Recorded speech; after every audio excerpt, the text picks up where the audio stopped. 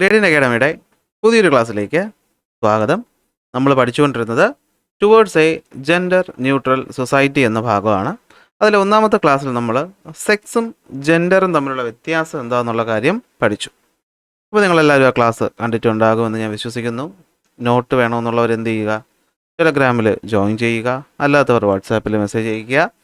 അപ്പോൾ നമ്മൾ ഇന്നത്തെ ക്ലാസ് പഠിക്കാൻ പോകും. നമ്മൾ എന്താണെന്ന് വെച്ച് കഴിഞ്ഞാൽ നമ്മൾ കഴിഞ്ഞ ക്ലാസ്സിൽ പറഞ്ഞു നിർത്തിയ ടോപ്പിക് എന്താണ് നോക്കി.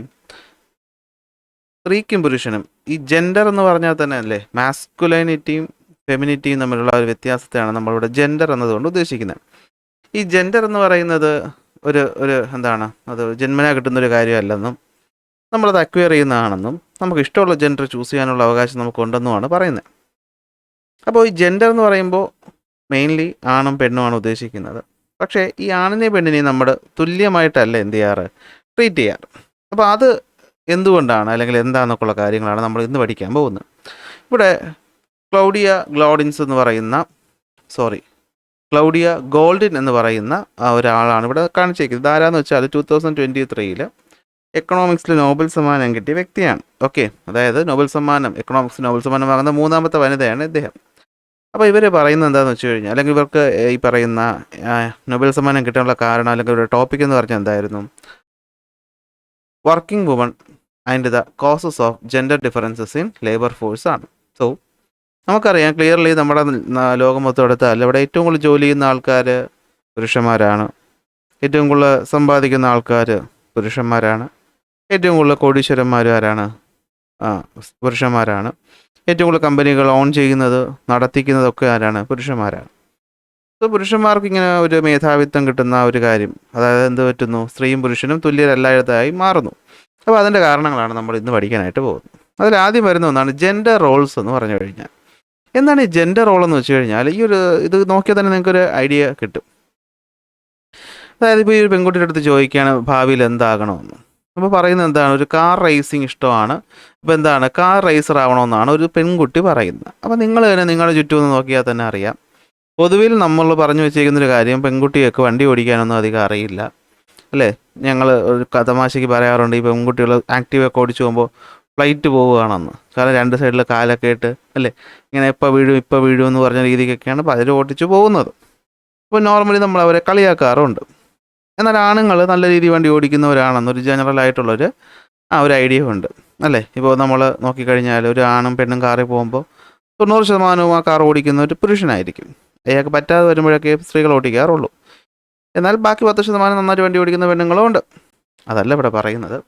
ഇപ്പോൾ ചില കാര്യങ്ങൾ ആണുങ്ങളെ ചെയ്യാവൂ, ചില കാര്യങ്ങൾ പെണ്ണുങ്ങളെ ചെയ്യാവൂ എന്നൊക്കെ നമ്മൾ എന്ത് ചെയ്തിട്ടുണ്ട്, കുറേ അങ്ങ് മുൻധാരണയോടെ തീരുമാനിച്ച് വെച്ചിട്ടുണ്ട്. ഓക്കെ, അപ്പോൾ ഇതിനെയാണ് നമ്മൾ എന്ത് വിളിക്കുന്നത്, ജെൻഡർ റോൾസ് എന്ന് വിളിക്കുന്നത്. അതായത് ഓക്കെ, എന്താണ് റോൾ എന്ന് വെച്ച് കഴിഞ്ഞാൽ, it is the expected behaviour associated with a status അല്ലേ.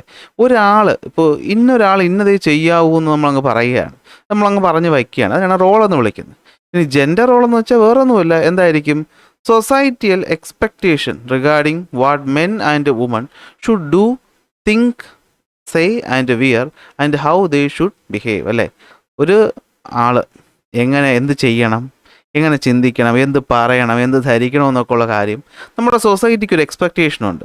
ആ എക്സ്പെക്റ്റേഷനാണ് നമ്മൾ സത്യത്തിൽ എന്ത് വിളിക്കുന്നത്, ജെൻഡർ റോൾ എന്ന് വിളിക്കുന്നത്. അതായത് gender role represent the specific characteristics, attitude and actions that a society associate with masculinity and feminity അല്ലേ.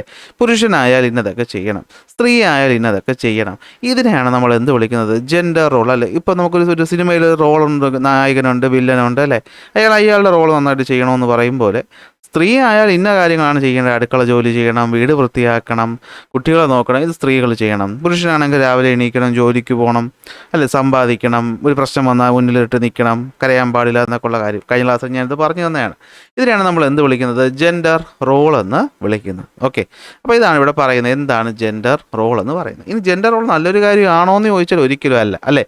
These role limit individual choices and potential അല്ലേ. ഒരു വ്യക്തിയുടെ സ്വന്തമായിട്ടുള്ള ചോയ്സുകൾ, അവർക്ക് സ്വന്തമായിട്ടെടുക്കാൻ തീരുമാനങ്ങൾ അത് അഫക്റ്റ് ചെയ്യുന്നു, അയാളുടെ കഴിവിനെ എന്ത് ചെയ്യുന്നു, അത് അഫക്റ്റ് ചെയ്തു. ഇപ്പോൾ ഒരു പുരുഷൻ, അയാൾക്ക് നല്ല രീതിയിൽ മേക്കപ്പ് ചെയ്യാൻ അറിയാം, മറ്റൊരാൾക്ക് മേക്കപ്പ് ചെയ്ത് കൊടുക്കാൻ അറിയാം, ഒരു മേക്കപ്പ് ആർട്ടിസ്റ്റ് ആകാനാണ് ഇഷ്ടം. പക്ഷേ നമ്മുടെ സൊസൈറ്റി ഒരിക്കലും ഒരു പുരുഷനെ പെട്ടെന്നൊരു മേക്കപ്പ് ആർട്ടിസ്റ്റായിട്ട് അംഗീകരിക്കില്ല.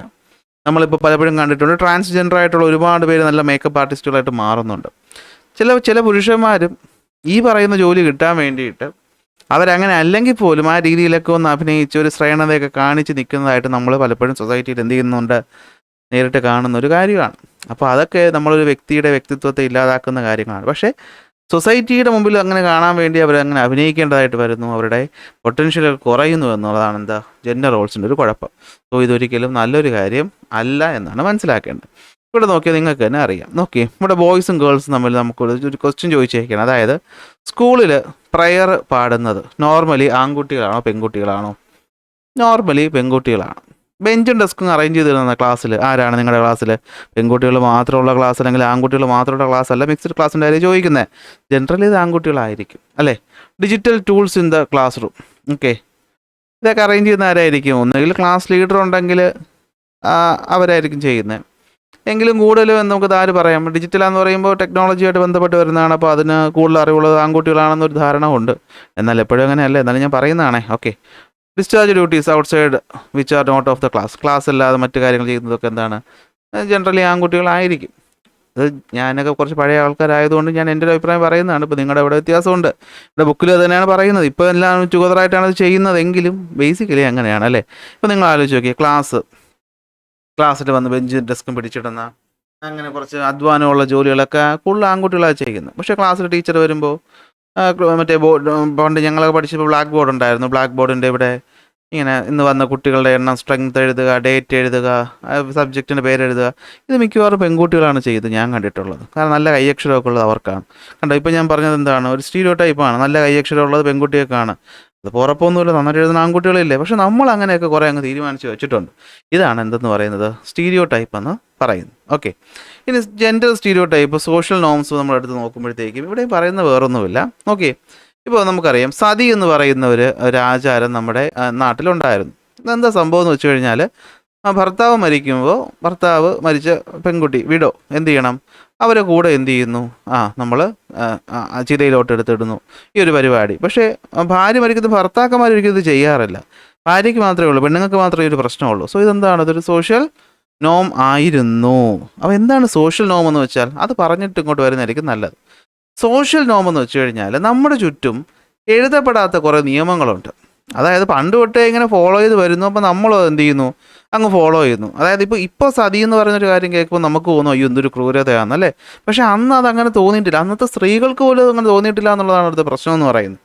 അതായത് അന്ന് അങ്ങ് പറഞ്ഞു വെച്ചു ഇതാണ് ചെയ്യേണ്ടത്, ഇങ്ങനെയാണ്. അപ്പോൾ എല്ലാവരും പറയുമ്പോൾ നമ്മൾ അനുസരിക്കണമല്ലോ അല്ലേ. അതിനെതിരെ സംസാരിച്ചവരന്നും ഉണ്ട്. രാജാ റാംമോഹൻ റോയിയൊക്കെ അതിനകത്ത് ഉൾപ്പെടുന്ന ആൾക്കാരാണ്. രാജാ റാംമോഹൻ റോയെ പറ്റി കേട്ടിട്ടുണ്ടല്ലോ അല്ലേ. അങ്ങനെ ബ്രിട്ടീഷ് ഇന്ത്യയുടെ കാലത്ത് തന്നെ ഇത് നിരോധിച്ച ഒരു സംഭവമാണ്.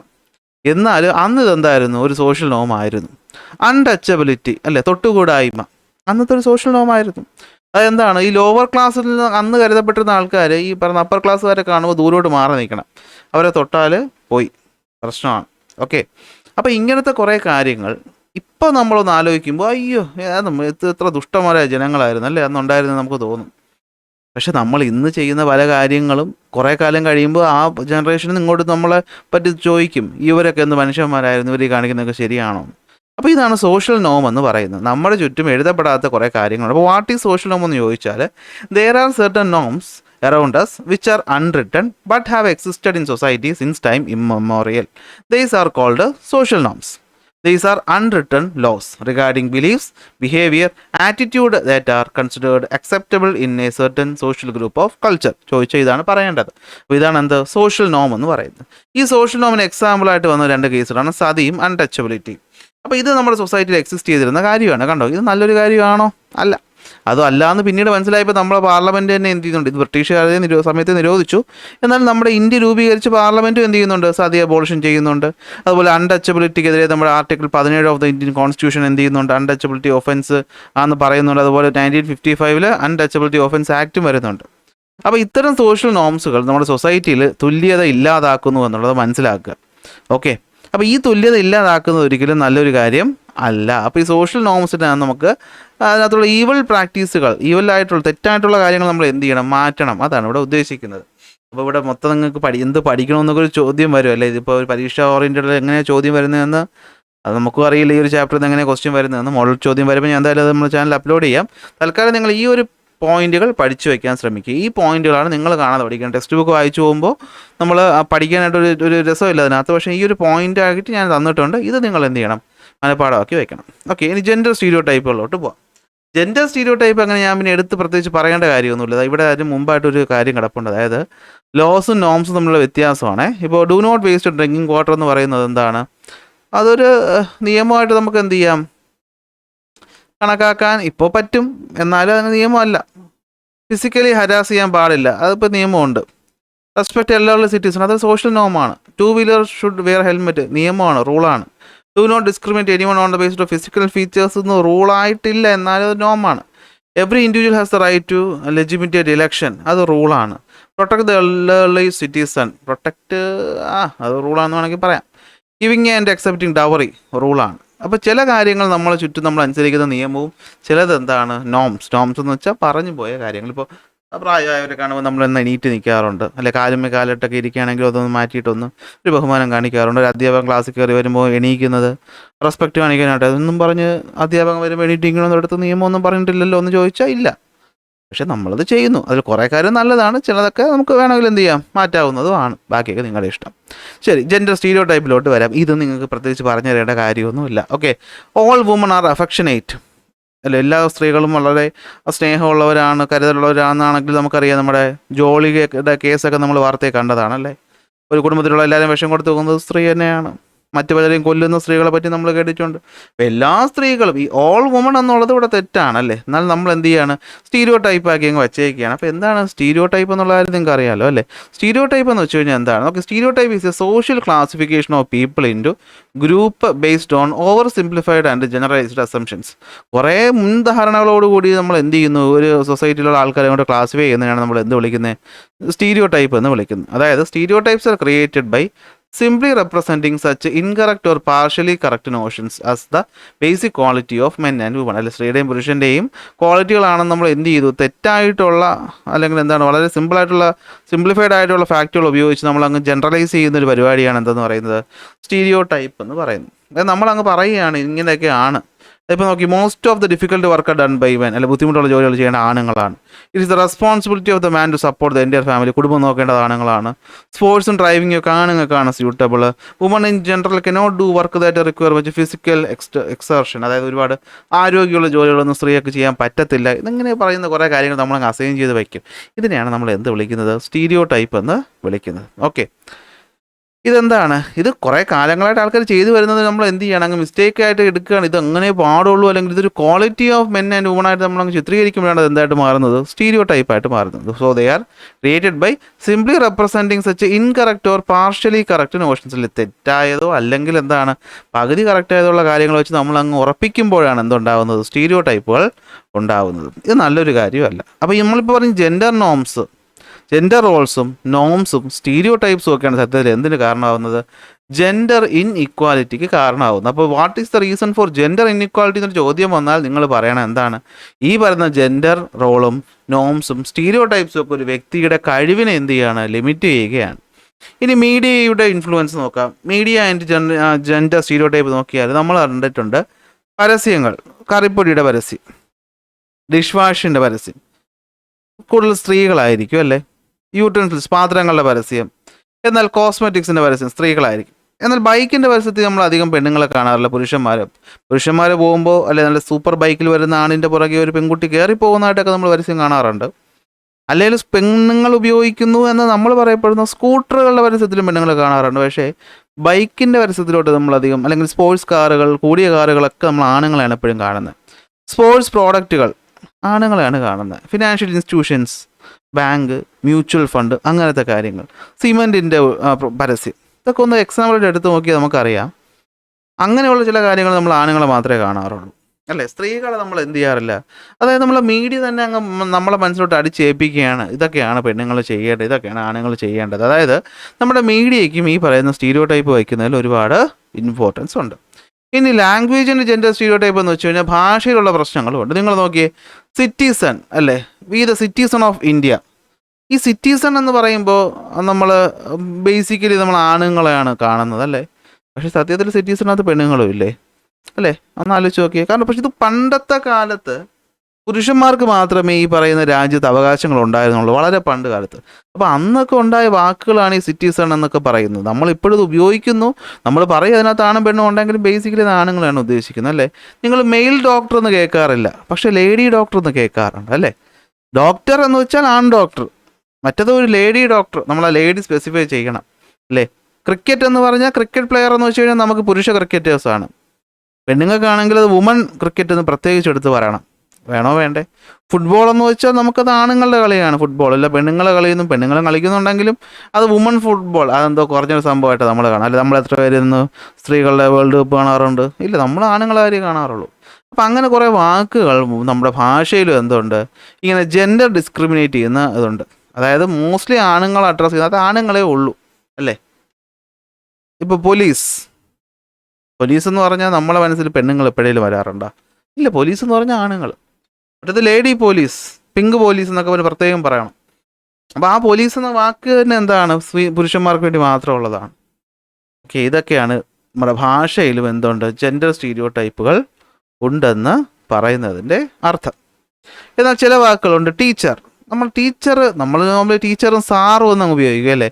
പെൺ ടീച്ചറാണെങ്കിൽ ടീച്ചർ, ആൺ ടീച്ചറാണെങ്കിൽ സാറെന്ന് വിളിക്കുന്ന പരിപാടി അങ്ങനെയല്ല. എങ്കിലും ടീച്ചർ എന്ന് പറയുന്നത് അങ്ങനെ ഒരു ജെൻഡർ ഇല്ലാത്തൊരു വാക്കാണ്. എഞ്ചിനീയർ, സത്യം പറഞ്ഞാൽ അതിനകത്ത് എഞ്ചിനീയർ എന്ന് പറയുമ്പോൾ നമ്മൾ ആണുങ്ങളെയാണ് കൂടുതൽ കണക്കാക്കുന്നത്. നേഴ്സ്, മെയിൽ നേഴ്സ് എന്ന് നമ്മൾ പറയാറുണ്ട്. അപ്പോൾ അതിനോട് ഞാൻ യോജിക്കുന്നില്ല, നിങ്ങൾക്ക് വേണമെങ്കിൽ പറയാം, ടെക്സ്റ്റ് ബുക്കിൽ പറയുന്നതാണ്. ഇതൊക്കെ ജെൻഡർ ഇൻക്ലൂസീവ് ആയിട്ടുള്ള വാക്കുകളാണെന്നാണ് പറയുന്നത്. പക്ഷെ ഞാൻ പറയുന്നില്ല. നമ്മളെ നാട്ടിൽ ടീച്ചർ എന്ന് വിളിക്കുന്ന പെൺ ടീച്ചറിനെയും അല്ലേ, ജനറലി അങ്ങനെയല്ലേ ചെയ്യാറ്. സാറിനെ ആണെങ്കിൽ നമ്മൾ സാറേ എന്ന് വിളിക്കും അല്ലേ. ടീച്ചർ എന്ന് നമ്മൾ അഭിസംബോധന ചെയ്യുമ്പോൾ നമ്മൾ സാറെന്നേ വിളിക്കാറുള്ളൂ പറയാറുണ്ടെങ്കിലും. എഞ്ചിനീയർമാരെന്ന് പറയുമ്പോഴും എഞ്ചിനീയർ എന്ന് പറയുമ്പോൾ ആണാണ്. പെൺ എഞ്ചിനീയർമാർ ഒരുപാടുണ്ടെങ്കിലും നമ്മളങ്ങനെ ജനറലി അതൊരു ആണുങ്ങൾക്കുള്ള വാക്കാണ്. നേഴ്സ് എന്ന് പറഞ്ഞാൽ തന്നെ ഞാനൊക്കെ ഇവിടെ നമ്മൾ ഫീമെയിലിനെ എക്സ്പെക്റ്റ് ചെയ്യുള്ളൂ, അല്ലെങ്കിൽ നമ്മൾ എന്ത് പറയണം, മെയിൽ നേഴ്സ് എന്ന് പറയണം. അപ്പോൾ ഈ ഭാഷയിലും എന്തുണ്ട്, ഈ ജെൻഡർ ഇൻഇക്വാലിറ്റി എങ്ങനെ കിടക്കുകയാണ്, ലാംഗ്വേജിൽ അങ്ങനെ പ്രശ്നം ഉണ്ട്. അപ്പോൾ ഇതൊക്കെ ഉള്ളത് കൊണ്ടാണ് എന്ത് പറ്റുന്നത്, നമ്മുടെ സൊസൈറ്റിയിൽ ഇത്തരം പ്രശ്നങ്ങൾ എന്ത് ചെയ്യുന്നത്, ഉണ്ടാകുന്നത്. ഓക്കെ, അപ്പോൾ മീഡിയയ്ക്കും ഇതിനകത്ത് ഇൻഫ്ലുവൻസ് ഉണ്ട്. അപ്പോൾ എന്ത് പറയാൻ പറ്റും, ജെൻഡർ റോൾസും നോംസും സ്റ്റീരിയോ ടൈപ്സും ജെൻഡർ ഡിഫറൻസിന് കാരണമാകുന്നു. ഇത് കാരണം നമ്മുടെ സൊസൈറ്റിയിൽ ഇൻഇക്വാലിറ്റി ഉണ്ടാകുന്നു. അതായത് ലാക്ക് ഓഫ് ഇക്വാലിറ്റി എന്ന് വെച്ചാൽ ഇൻഇക്വാലിറ്റി ഉണ്ടാകുന്നു. അങ്ങനെ ജെൻഡറുകൾ തമ്മിൽ വ്യത്യാസം വരുന്നു. അങ്ങനെ ജെൻഡർ ബേസ്ഡ് എന്തുണ്ടാകുന്നു, വയലൻസുകൾ ഉണ്ടാകുന്നു. അപ്പോൾ എന്താണ് ജെൻഡർ ബേസ്ഡ് വയലൻസ് എന്നും ബാക്കിയുള്ള കാര്യങ്ങൾ നമുക്ക് എന്ത് ചെയ്യാം, അടുത്ത ക്ലാസ്സിൽ നോക്കാം. അപ്പോൾ ഇന്നത്തെ ക്ലാസ്സിൽ ഇത്രേ പറയുന്നുള്ളൂ. അപ്പോൾ ക്ലാസ് ഇഷ്ടപ്പെട്ടാൽ അറിയാലോ, ലൈക്ക് ചെയ്യുക, ഷെയർ ചെയ്യുക, സബ്സ്ക്രൈബ് ചെയ്യുക. അടുത്ത ക്ലാസ് നമുക്ക് അടുത്ത ടോപ്പിക്കുമായിട്ട് കാണാം.